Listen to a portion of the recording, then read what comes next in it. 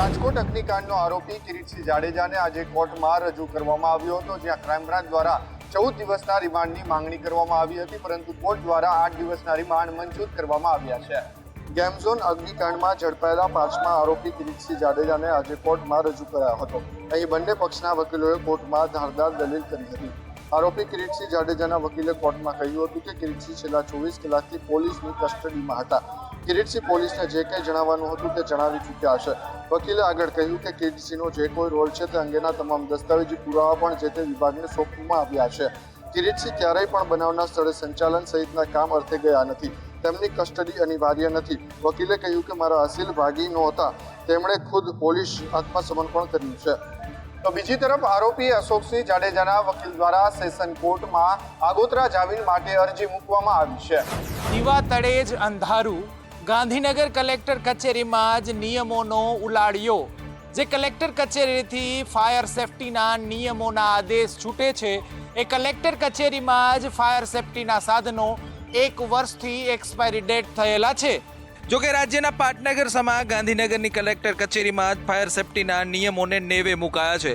Collector કચેરી ખાતે હજારો લોકો પોતપોતાની સરકારી કામકાજ અર્થે આવતા જતા રહે છે, જેના કારણે પણ અહીં ફાયર સેફટીને વધુ પ્રમાણમાં પ્રાધાન્ય આપવાનું રહેતું હોય છે.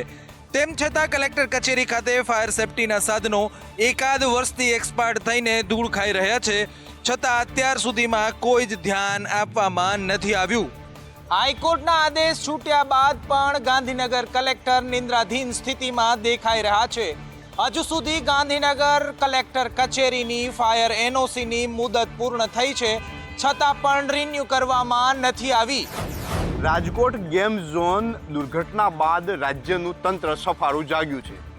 રાજ્યના પોલીસ વડા દ્વારા આદેશ આપવાથી તમામ જગ્યાએ કાર્યવાહીઓ થઈ રહી છે. અમદાવાદ શહેર પોલીસ દ્વારા ગેરકાયદેસર ગેમ ઝોન ધરાવતા સંચાલકો વિરુદ્ધ એફઆઈઆર નોંધાવવાની શરૂઆત હાથ ધરવામાં આવી છે. અમદાવાદના વિવિધ ગેમ ઝોનમાં સર્ચ કર્યા બાદ ફરિયાદ નોંધાઈ છે. ગોતામાં 2 ફરિયાદ નોંધાઈ છે, તેમજ આનંદનગર અને નિકોલમાં 1 ફરિયાદ નોંધાઈ છે. ગોતામાં ફન ગ્રીટો, joy and joy, Anandnagar gaming zone અને નિકોલના ફન કેમ્પલ વિરુદ્ધ ફરિયાદ નોંધાઈ છે. આ તમામ ગેમ ઝોનમાં ફાયર એનઓસી અને સ્ટ્રક્ચરમાં ભૂલ હોવાથી ફરિયાદ નોંધાઈ છે. આ ઉપરાંત પોલીસ પરવાનો નહીં હોવાથી ફરિયાદ નોંધવામાં આવી છે. તેમજ પોલીસે સુરક્ષામાં બેદરકારી રાખનાર સંચાલકો વિરુદ્ધ કાર્યવાહી હાથ ધરી છે. અલગ અલગ કલમો હેઠળ ગુનો નોંધીને અત્યારે તમામ ગેમ ઝોન બંધ કરવાનો આદેશ છે. જ્યાં સુધી ફરીવાર કાર્યવાહી ના થાય ત્યાં સુધી તમામ ગેમ ઝોન બંધ રાખવાના રહીશું. રાજકોટ અગ્નિકાંડ બાદ રાજ્યભરમાં ઠેર ઠેર ફાયર સેફટીને લઈને તપાસ કરવામાં આવી રહી છે, ત્યારે બોટાદ નગરપાલિકામાં જ ખાટલે ખોટ હોવાનું સામે આવ્યું છે. રાજકોટ ગેમ ઝોનની ઘટનાને પગલે બોટાદ નગરપાલિકાના વહીવટદારો ફાયર સેફટીને લઈ એકાએક જાગી ફાયર સેફટીની કામગીરીમાં જોડાઈ ગયા છે. મોટી દુર્ઘટનાની રાહ જોવાતું બોટાદ નગરપાલિકા તંત્ર નિંદ્રામાંથી જાગ્યું અને નગરપાલિકાના વહીવટદારો દ્વારા 28 મે 2024 બોટાદ નગરપાલિકાના ચીફ ઓફિસર અને કર્મચારીઓ દ્વારા બોટાદ શહેરના જાહેર સ્થળો, shopping mall, showroom, hospital, restaurant કે જ્યાં ફાયર સેફટીની જરૂરિયાત ઊભી થતી હોય ત્યાં જઈ ચેકિંગની કામગીરી હાથ ધરવામાં આવી હતી. પરંતુ અહીં મહત્વની વાત એ છે કે બોટાદ નગરપાલિકામાં જ ફાયર સેફટીના કોઈ સાધનો નથી અને કર્મચારીઓ રામ ભરોસે છે. પાલિકાનું 3 માળનું બિલ્ડિંગ છે અને 100 કરતાં વધારે કર્મચારી અહીં કામ કરી રહ્યા છે. ત્યારે અહીંયા સવાલ એ થાય છે કે શું બોટાદ નગરપાલિકા રાજકોટ અગ્નિકાંડ જેવી કોઈ ઘટનાની રાહ જોઈને બેઠું છે? આ સમગ્ર મામલે બોટાદના ચીફ ફાયર ઓફિસર કેમેરા સમક્ષ કશું જ બોલવા તૈયાર નથી. ઝઘડિયામાં ચાલતા ઓવરલોડ રેતીના વાહનોને લઈને સાંસદે ફરી તંત્રનો ઉધડો લીધો છે. મનસુખ વસાવાનો જિલ્લા વહીવટી તંત્ર પર આક્ષેપ કરતા કહ્યું કે કેટલાક અધિકારીઓનું રેતીવાળા સાથે સેટિંગ ચાલે છે. પીવાના પાણીની પાઇપલાઇન છેલ્લા 5 દિવસથી તૂટી ગઈ છે. જિલ્લા વહીવટી તંત્રને, તાલુકા વહીવટી તંત્રને, મામલતદાર હોય, પીએસઆઈ હોય કે ખાણ ખનીજવાળાને પણ જાણ કરી છે, છતાં પણ કોઈકનો કોઈ કારણ છે એમની સાથે મિલીભગત છે કે શું છે?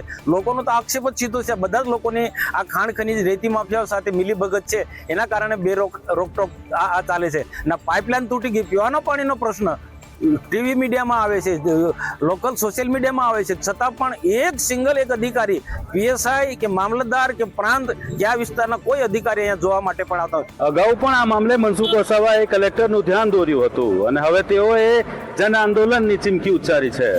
દેશભરમાં ગરમીએ હાહાકાર મચાવ્યો છે. રાજસ્થાન તો જાણે ભઠ્ઠીમાં શેકાઈ રહ્યું હોય તેવા દ્રશ્યો જોવા મળી રહ્યા છે, તો પહાડી રાજ્યોમાં પણ ગરમીએ કહેર વરસાવ્યો છે. ઉત્તર ભારતના મોટાભાગના રાજ્યો આ દિવસોમાં ભારે ગરમીની ઝપેટમાં છે. રાજસ્થાનથી લઈને પંજાબ સુધી દરેક જગ્યાએ ગરમી પોતાનું ઉગ્ર સ્વરૂપ બતાવી રહી છે. હવામાન વિભાગના જણાવ્યા અનુસાર હાલમાં થોડા દિવસો સુધી ગરમીમાંથી રાહત મળવાની કોઈ શક્યતા નથી. રાજધાની દિલ્હીમાં તાપમાન 50 ડિગ્રી સુધી પહોંચી ગયું હતું. દિલ્હીના મુંગેશપુર અને નારેલામાં તાપમાન 49.9 ડિગ્રી રેકોર્ડ થયું છે, જ્યારે નઝફગઢમાં તાપમાન 49.8 ડિગ્રી નોંધાયું હતું. બીજી તરફ સેન્ટર ફોર સાયન્સ એન્ડ એન્વાયરમેન્ટે દિલ્હી, મુંબઈ, બેંગલુરુ, હૈદરાબાદ, કોલકાતા, ચેન્નઈમાં હીટવેવના ડેટાનો અભ્યાસ કર્યો હતો. આ હીટવેવના અભ્યાસ પરથી એ હકીકત સામે આવી રહી છે કે ગ્રામ્ય વિસ્તારો કરતાં શહેરી વિસ્તારોમાં ગરમી વધુ પડી રહી છે.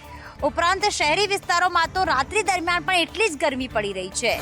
આપણા પાડોશી રાજ્ય રાજસ્થાનમાં પણ ગરમીએ આ વખતે તમામ રેકોર્ડ્સ તોડી નાખ્યા છે અને હજી પણ 2-3 દિવસ આ જીવલેણ ગરમીથી રાહત મળવાની નથી.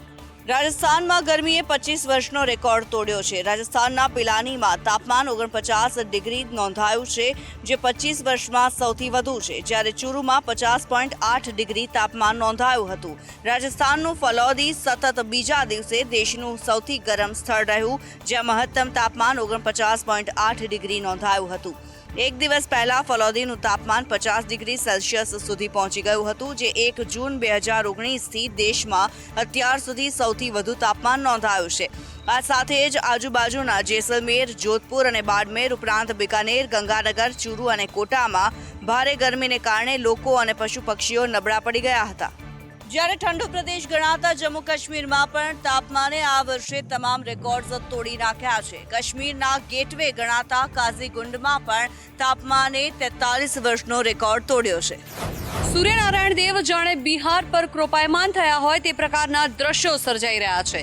એટલી આકરી ગરમી પડી રહી છે કે લોકોને ત્યાં જીવવું મુશ્કેલ થઈ રહ્યું છે. તેવામાં લગભગ 48 જેટલી વિદ્યાર્થીનીઓની માથે ગરમી ચડી ગઈ છે અને ત્યારબાદ શું થયું આવો જોઈએ.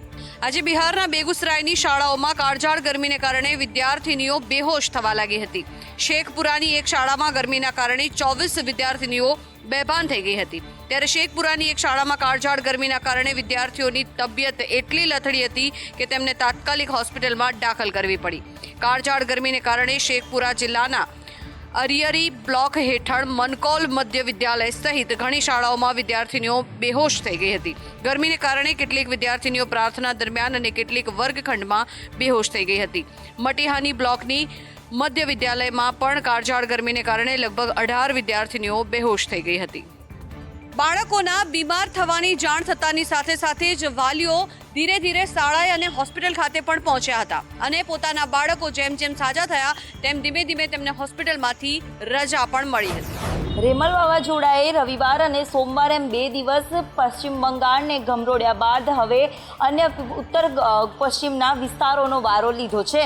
મિઝોરમ સરકારે રેમલ વાવાઝોડાને કારણે જીવ ગુમાવનાર લોકોના પરિવારજનોને 4 લાખ વળતરની જાહેરાત કરવામાં આવી છે. આ ઉપરાંત શાળાઓ બંધ રાખવાની પણ જાહેરાત કરવામાં આવી છે. તોફાનને કારણે અરુણાચલ પ્રદેશ અને આસામમાં ભારે વરસાદનું એલર્ટ આપવામાં આવ્યું છે. જ્યારે ઇમ્ફાલમાં પૂરની સ્થિતિ સર્જાઈ છે તો રેમલ વાવાઝોડાના કારણે આસામ અને ત્રિપુરામાં વીજળી ગુલ થઈ ગઈ છે અને ઇન્ટરનેટ સેવાઓ પણ બંધ કરવામાં આવી છે. ચક્રવાત રેમલના કારણે સર્જાયેલી તબાહીને જોતા આસામના નવા જિલ્લાઓમાં ભારે વરસાદનું એલર્ટ આપવામાં આવ્યું છે. આસામમાં તમામ જિલ્લાઓમાં શાળાઓ બંધ રાખવામાં આવી છે. ખરાબ વાતાવરણ અને ભૂસ્ખલનના કારણે લોકોને અવરજવર કરવામાં આ સ્થળેથી બીજા સ્થળે જવામાં પણ ભારે મુશ્કેલીનો સામનો કરવો પડી રહ્યો છે. તો વાવાઝોડાને પગલે ભારે નુકસાન પણ લોકોને સામનો કરવાનો વારો આવ્યો છે. પહેલા પશ્ચિમ બંગાળના તટીય વિસ્તારમાં ચક્રવાત રેમલે તબાહી મચાવી. હવે પૂર્વ અને ઉત્તર વિસ્તારમાં પણ ચક્રવાત જાણે તબાહ કરવા પહોંચ્યું હોય એવા દ્રશ્યો સામે આવ્યા છે.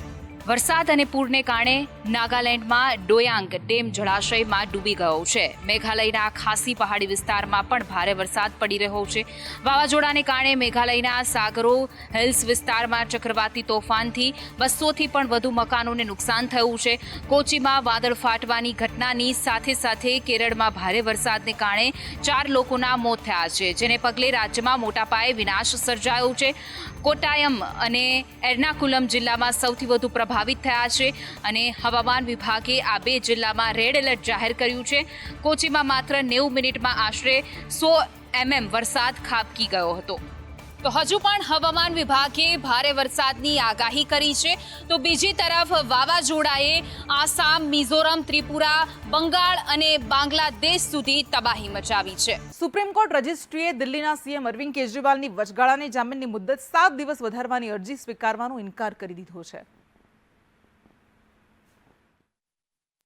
સુપ્રીમ કોર્ટે દિલ્હીના મુખ્યમંત્રી અરવિંદ કેજરીવાલની વચગાળાની જામીન 7 દિવસ સુધી લંબાવવાની અરજીને સ્વીકારવાનો ઇનકાર કર્યો હતો. હવે કેજરીવાલને 2 જૂને પાછા તિહાર જેલમાં જવું પડશે. સુપ્રીમ કોર્ટે કહ્યું કેજરીવાલને નિયમિત જામીન માટે ટ્રાયલ કોર્ટમાં જવાની છૂટ આપી છે. તેથી અરજી સ્વીકારવામાં આવી રહી નથી. રજિસ્ટ્રીનું કહેવું છે કે સુપ્રીમ કોર્ટે મુખ્યમંત્રીને ટ્રાયલ કોર્ટમાં જામીન અરજી દાખલ કરવાની મંજૂરી આપી છે. આનો સ્પષ્ટ અર્થ એ છે કે કેજરીવાલે 2 જૂન સુધીમાં આત્મસમર્પણ કરવું પડશે. કેજરીવાલે 10 મેના રોજ જસ્ટિસ સંજીવ ખન્ના અને દીપાંકર દત્તાની કોર્ટમાંથી વચગાળાના જામીન મળ્યા હતા. તેને 2 જૂને તિહાર જેલમાં સરેન્ડર કરવાનું કહેવામાં આવ્યું હતું. જો કે આમ આદમી પાર્ટીના જણાવ્યા અનુસાર સીએમ કેજરીવાલને પીટી, સીટી સ્કેન તેમજ અન્ય ઘણા ટેસ્ટ કરાવવાની જરૂરિયાત છે. આ હેલ્થ ચેકઅપ માટે સુપ્રીમ કોર્ટ પાસે 7 દિવસનો સમય માંગવામાં આવ્યો હતો.